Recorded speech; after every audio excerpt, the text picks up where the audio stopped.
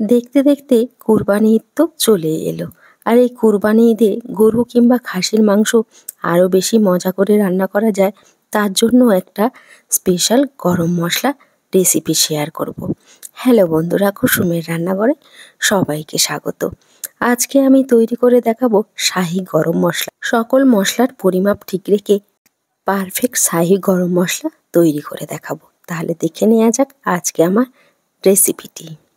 সবার প্রথমে এখানে আমি 50 গ্রাম গোটা জিরে নিয়েছি, তারপরে নিয়েছি 50 গ্রাম গোটা ধনে, তারপরে 25 গ্রাম নিয়ে নিয়েছি গোলমরিচ, তারপরে নিয়ে নিয়েছি 20 গ্রাম গোটা মৌরি, নিয়ে নিয়েছি 20 গ্রাম গোটা এলাচ, নিয়ে নিয়েছি 20 গ্রাম স্টার অনিস, 3টে আমি জায়ফল নিয়েছি।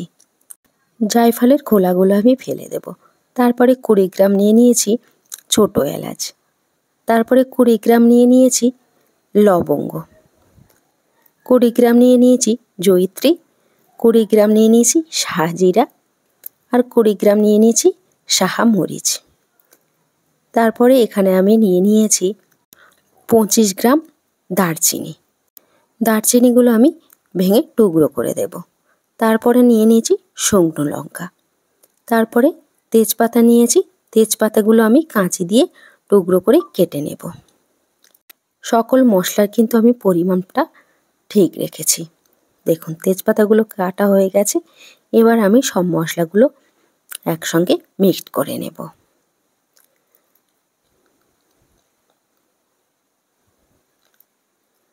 খুব ভালো করে এটাকে আমি মিক্সড করে নিয়েছি। তারপরে আমি মশলাগুলো আপনারা চাইলে রোদে দিয়েও গুঁড়ো করতে পারেন। এখানে আমি লো হিটে রেখে মশলাগুলো হালকা করে ভেজে নেব। অবশ্যই করে কিন্তু লো হিটে রাখবেন। হাই হিটে রাখলে কিন্তু মশলাটা পুড়ে যেতে পারে। লো হিটে রেখে অনবরত এইভাবে নাড়তে থাকবেন। আবারও বলছি, আপনারা চাইলে কিন্তু রোদে দিয়ে এই মশলাটা বানাতে পারেন। লো হিটে রেখে আমি অনবরত নাড়তে থাকছি। যখন দেখবেন খুব সুন্দর একটা স্মেল বেরোচ্ছে, তখন ভাববেন আপনার মশলাটা কিন্তু একদমই রেডি হয়ে গেছে। আমার কিন্তু এটা হয়ে গেছে। আমি প্লেটে করে ঢেলে নিয়েছি। তারপরে একটা মিক্সিং জার নিয়েছি। আমি মশলাগুলো গুঁড়ো করে নেব। এই কুরবানি ঈদে আপনারা এইভাবে শাহি গরম মশলাটা বানিয়ে নিতে পারেন। দেখুন একদমই আমি গুঁড়ো করে নেব। মশলাটা গুঁড়ো করা হয়ে গেছে। আমি প্লেটে করে ঢেলে নেব। দেখুন একদম পারফেক্ট কিন্তু শাহি গরম মশলা তৈরি হয়ে গেছে। আপনি কিন্তু এইভাবে শাহি গরম মশলাটা বাড়িতে বানিয়ে নিতে পারেন।